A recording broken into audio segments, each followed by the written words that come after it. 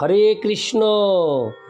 আজ 28শে ভাদ্র 1431 ও 14ই সেপ্টেম্বর 2024 একাদশী পদ্মা বা পার্শ্ব পরিবর্তনী। এই একাদশী পদ্মা বা পার্শ্ব পরিবর্তনীর দিন আমি শ্রীমদ্ ভাগবতম পাঠ করছি। আজ আমি পাঠ করছি শ্রীমদ্ ভাগবতমের তৃতীয় স্কন্দ সপ্তম অধ্যায় বিদুরের অতিরিক্ত প্রশ্নের শ্লোক 28 থেকে 34। नारायण हे नारायण भवभयहरणं नारायण। শ্লোক 28। গুণাবতারৈর্বিশ্বস্য স্বর্গস্থিতোপ্যয়াশ্রয়म् শ্রীযত শ্রীনিবাসস্য ব্যাচক্যোদারো বিক্রমম। অনুবাদ: দয়া করে প্রকৃতির 3 গুণের অবতার ব্রহ্মা, বিষ্ণু এবং মহেশ্বরের বর্ণনা করুন। কৃপাপূর্বক পরমেশ্বর ভগবানের অবতার এবং তার উদার কার্যকলাপেরও বর্ণনা করুন।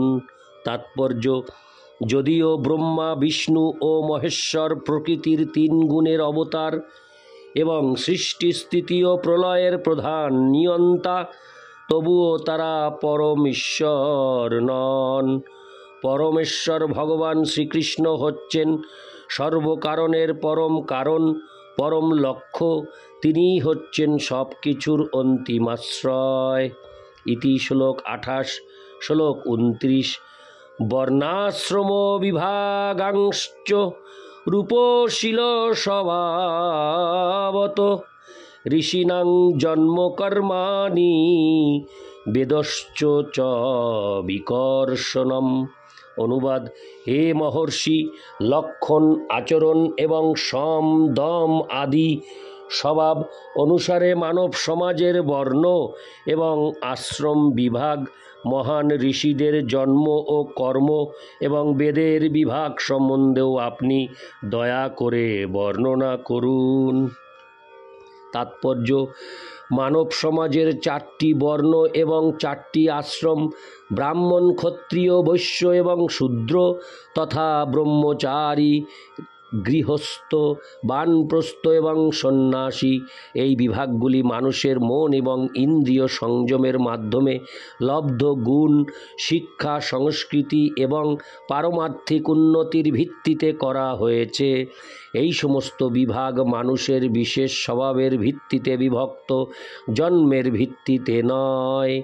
এই শ্লোকে জন্মের উল্লেখ করা হয়নি, কেননা এই বিষয়ে জন্মের কোনো গুরুত্ব নেই। ভারতের ইতিহাসে জানা যায় যে বিদুর ছিলেন শূদ্রাণীর পুত্র, তবুও গুণগতভাবে তিনি ছিলেন ব্রাহ্মণের থেকেও মহৎ, কেননা তিনি ছিলেন মহর্ষি মৈত্রেয় মুনির শিষ্য। ব্রাহ্মণোচিত গুণাবলী অর্জন না করলে বৈদিক মন্ত্র হৃদয়ঙ্গম করা যায় না।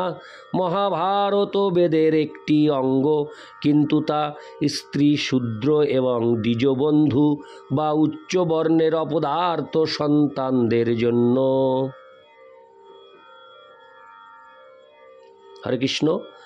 লাইনটি আমি আরেকবার পাঠ করছি। মহাভারত বেদের একটি অঙ্গ, কিন্তু তা স্ত্রী, শূদ্র এবং দ্বিজবন্ধু বা উচ্চ বর্ণের অপদার্থ সন্তানদের জন্য।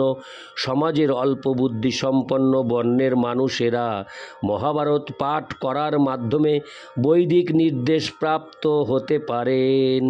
ইতি শ্লোক 29। শ্লোক 30।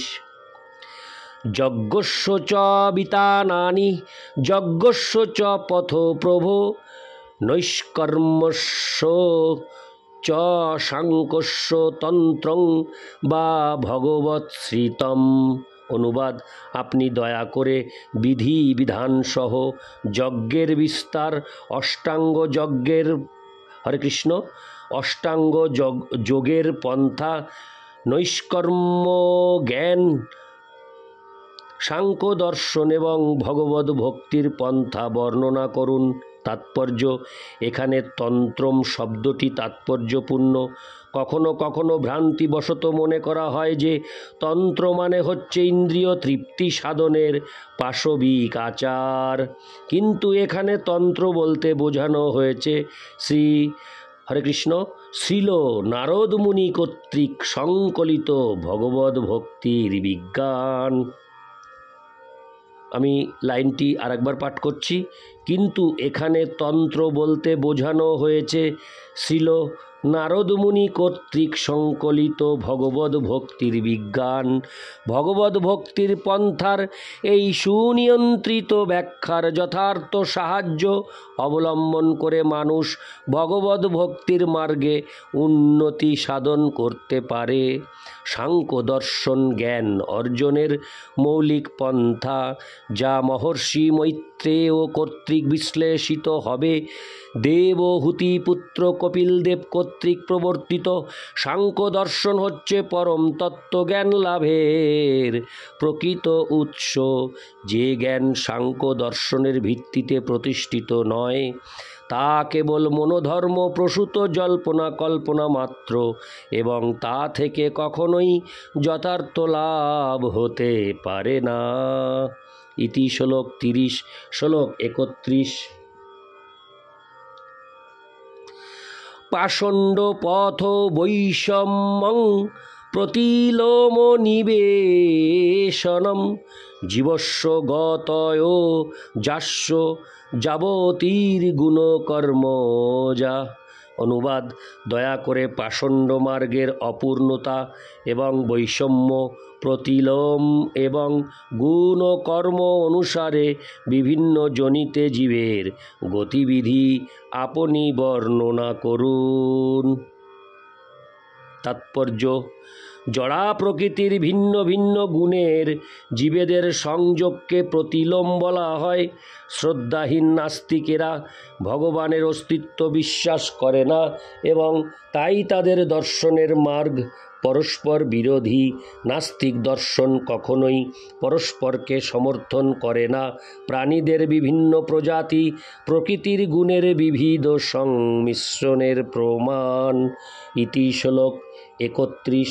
শ্লোক 32। ধর্মার্থ কাম মোক্ষাণং নিমিত্তান্ন বিরোধত বার্তায়া দণ্ড নীতেশ্চ শ্রুতস্য চ বিধিং পৃথক। শ্লোকটি আমি আরেকবার পাঠ করছি। শ্লোক 32। ধর্মার্থ কাম মোক্ষাণং নিমিত্তান্ন বিরোধত বার্তায়া দণ্ড নীতেশ্চ শ্রুতস্য চ বিধিং পৃথক। অনুবাদ: ধর্ম, অর্থ, কাম এবং মোক্ষ এই চতুর্বর্গের পরস্পর অবিরুদ্ধ নিমিত্ত সমূহ জীবিকা নির্বাহের বিভিন্ন উপায় এবং বৈদিক শাস্ত্রে যেভাবে অর্থশাস্ত্র বর্ণিত হয়েছে তা আপনি দয়া করে আমাদের কাছে বর্ণনা করুন। ইতি শ্লোক 32। শ্লোক 33। শ্রাদ্ধস্য চ বিধিং ব্রহ্মণ পিতॄণাং স্বর্গমেব চ গ্রহ নক্ষত্র তারাণাং কালাবয়বসংস্থিতিম।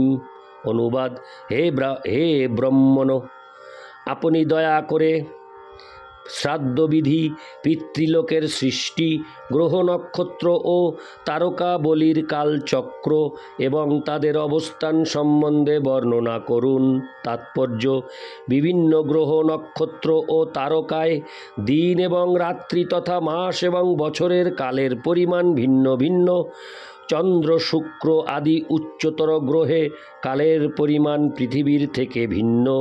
বর্ণনা করা হয়েছে যে এই পৃথিবীর 6 মাস উচ্চতর গ্রহের 1 দিনের সমান। ভগবদ গীতায় বর্ণনা করা হয়েছে যে 1000 চতুর্যুগে বা 4320000 0,0,0 বছরে ব্রহ্মার একদিন হয় এবং সেই মান অনুসারে ব্রহ্মলোকের মাস এবং বছর গণনা করা হয়। ইতি শ্লোক 33। শ্লোক 34। দানস্য তপসো বাপি যথেষ্টাপূর্তয় ফলম প্রবাসস্তস্য যো ধর্ম যস্য পুংস উতাপদি। অনুবাদ: কৃপাপূর্বক দান, তপস্যা এবং জলাশয় খনন প্রভৃতি কর্মের যে ফল এবং প্রবাসী ও বিপদগ্রস্ত মানুষের যা কর্তব্য তা আপনি বর্ণনা করুন। তাৎপর্য: সাধারণের ব্যবহারের জন্য জলাশয় খনন মহান দান কার্য এবং 50 বছর বয়সের পরে গৃহস্থ জীবন থেকে অবসর গ্রহণ করা সংযমী মানুষের দ্বারা সম্পন্ন এক মহান তপস্যার কার্য। ইতি শ্লোক 34। নারায়ণ হে নারায়ণ ভবভয়হরণম নারায়ণ লক্ষ্মীকান্তম কমলনয়নম মঙ্গলচরণম নারায়ণ। হরে কৃষ্ণ, রাধে রাধে, জয় রাধে, রাধে গোবিন্দ, রাধে শ্যাম।